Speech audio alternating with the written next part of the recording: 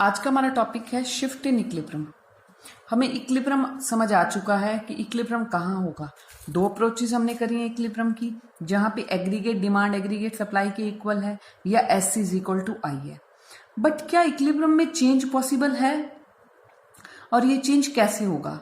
Impact of additional investment, कि क्या economy के अंदर इन्वेस्टमेंट ज्यादा करने से, मतलब कोई भी अगर सेंट्रल गवर्नमेंट स्टेट गवर्नमेंट कोई भी प्लान लगाती है, मतलब वो कुछ इन्वेस्टमेंट करती है, रोड्स बनाती है, डैम्स बनाती है, हॉस्पिटल बनाती है, मतलब इन्वेस्टमेंट करती है, तो क्या उस इन्वेस्टमेंट से इक्विलिब्रियम पे इफेक्ट पड़ेगा? आज की वीडियो में हम ये समझेंगे। देखो, increase in investment cause increase in the level of the aggregate demand. जब भी इन्वेस्टमेंट बढ़ती है तो एग्रीगेट डिमांड बढ़ती है और वो अपवर्ड शिफ्ट हो जाता है। कैसे समझिए? ये पहला हमारा जीरो से जो वाई है, ये इनकम और एक्सपेंडिचर की इक्वालिटी को शो करता है, मतलब इसी पॉइंट पर इक्विलिब्रियम होता है, हमें ये पता है अच्छे से। और हमारी ये लाइन शो कर रही है एग्रीगेट डिमांड, जहां पे सी प्लस आई है, मतलब इनिशियल वाला, और ए हमारा पॉइंट है इक्विलिब्रियम का, और ओ जे हमारा क्या है? इक्विलिब्रियम का लेवल है, मतलब इतने लोगों को हमने रोजगार दिया हो, मतलब आउटपुट, एम्प्लॉयमेंट और इनकम का लेवल क्या है? ओ जी है।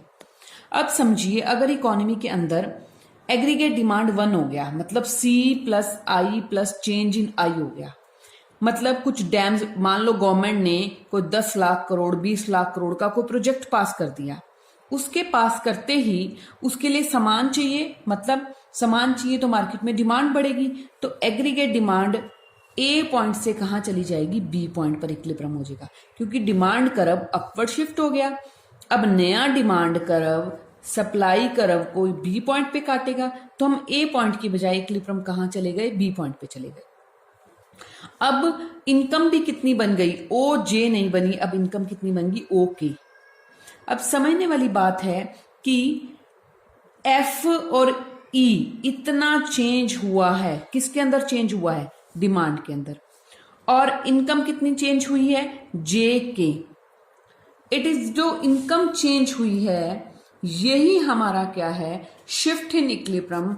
और ये इनकम क्यों इतनी चेंज हुई है, इसको हम आगे समझेंगे। ये होता है मल्टीप्लायर इफेक्ट, मतलब इन्वेस्टमेंट तो चेंज हुई इतनी, बट इनकम चेंज हुई उससे ज्यादा, वो ही मल्टीप्लायर इफेक्ट है।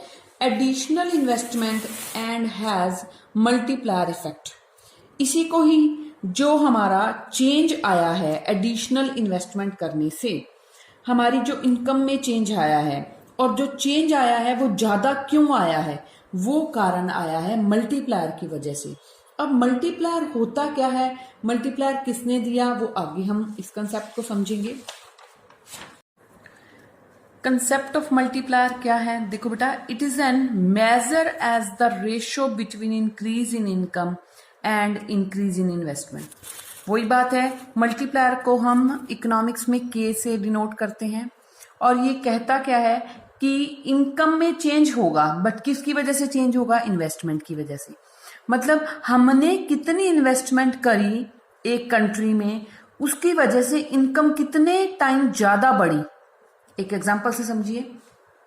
सपोज एक कंट्री में इन्वेस्टमेंट हुई 15 करोड़ की, जिसकी वजह से लोगों की इनकम बढ़ गई 60 करोड़। अब आप सोचेंगे ऐसा कैसे हो सकता है?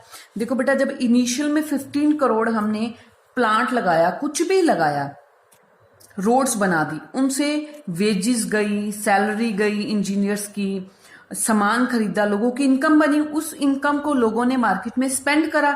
जब स्पेंड करते हैं तो फिर आगे किसी की इनकम बनती है, जब हम और स्पेंड करते हैं वो आगे किसी की इनकम बनती है। तो ऐसे 15 करोड़ की इनिशियल इन्वेस्टमेंट, कितनी इनकम बन गई? 60 करोड़ की। तो 60/15, मतलब के की वैल्यू क्या आ गई? 4 आ गई। मतलब अब जितना भी इन्वेस्टमेंट करेंगे, इनकम उसके 4 टाइम ज्यादा इंक्रीज होगी। अब इसका रिलेशनशिप समझिए, कैसे काम करेगा ये relationship between multiplier and MPC. अब एमपीसी क्या है? एमपीसी हमने बहुत बार कर लिया, मार्जिनल प्रोपेंसिटी टू कंज्यूम, मतलब change in C divided by change in Y. ये बताता है कि इनकम के बढ़ने पर, बदलने पर हम कितना कंजम्पशन बदलते हैं। इसका मल्टीप्लायर से रिलेशनशिप है और डायरेक्ट रिलेशनशिप है। अगर हम ज्यादा खर्च, इनकम बढ़ने से खर्चा ज्यादा करते हैं तो मल्टीप्लायर की वैल्यू भी ज्यादा आएगी। आप सोचिए, आपकी इनकम बढ़ेगी एक फैमिली मेंबर और आप उसका खर्चा ही नहीं करते तो आगे किसी की इनकम नहीं बनेगी। पर अगर आपकी इनकम बढ़ती है और आप उसमें से 80% 90% खर्च कर देते हैं, अगर आप जितना ज्यादा खर्च करते हैं वही तो आगे किसी की इनकम बनेगी। सो एमपीसी और मल्टीप्लायर के बीच में कौन सा रिलेशनशिप निकला? पॉजिटिव। एक एग्जांपल से क्लियर करें। पहले इसका फार्मूला लीजिए। के मतलब मल्टीप्लायर किसके इक्वल है? 1/1 माइनस एमपीसी। सपोज एमपीसी 0.5 है, मतलब अपनी इनकम का हम 50% खर्च करते हैं और 50% सेव करते हैं। तो के की वैल्यू क्या आएगी? 1/1 माइनस 0.5। जब एक में से 0.5 गया तो 0.5 रह गया, अपॉन में 10 है, ये क्या आ गया? 2 आ गया। मतलब अगर आप आधा खर्च करते हो तो 2 गुना इनकम बढ़ेगी।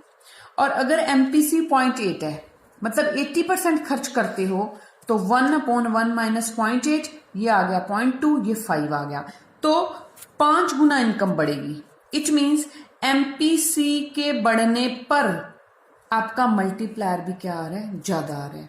It means higher the value of MPC, higher the value of multiplier. अगर इसकी प्रोसेस आ जाए तब आप कैसे करेंगे? तो आपकी प्रोसेस इसको ऐसे करेंगे कि the working of the multiplier assume the following process. ऐसे काम करती है। Number 1, change in investment. शुरू में इन्वेस्टमेंट चेंज हुई, मतलब कुछ भी इन्वेस्ट करा इकोनॉमी में, वो इन्वेस्टमेंट से लोगों की इनकम चेंज हुई, बढ़ गई। इनकम चेंज होने से लोगों ने अपना कंजम्पशन चेंज कर लिया, लोग ज्यादा खर्च करने लगे। अगर खर्चा बढ़ेगा तो फिर लोगों की इनकम बनेगी, तो ये प्रोसेस मल्टीप्लायर में चलती रहेगी।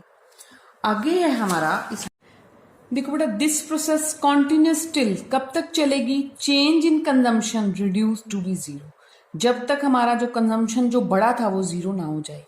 हमें ये बात अच्छे से क्लियर करनी है कि higher the value of MPC, MPC ज्यादा है, greater is the convertibility of income into the consumption expenditure.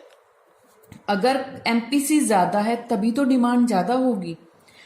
And expenditure is an injection into the income generation process. जितना ज्यादा हम इकोनॉमी में खर्चा करेंगे, एक्सपेंडिचर करेंगे, उतना ही इकोनॉमी में इंजेक्शन लगेगा, मतलब एक दवाई डलेगी। दवाई मीन्स कि वो प्रोसेस, इनकम जनरेशन की प्रोसेस ज्यादा होगी और जितनी ज्यादा सेविंग हो जाएगी, मतलब एमपीसी ज्यादा हो जाएगा। अगर एमपीसी ज्यादा हो गया इट मीन्स लोगों ने सेविंग ज्यादा कर ली। अब आप सोचिए, सेविंग ज्यादा कर ली तो इट मीन्स कंजम्पशन कम कर लिया, तो सेविंग ज्यादा होने से लीकेज हो जाएगी, इनकम जनरेशन कम होगा। ये इसमें आपने करना है बेटा। Thank you very much.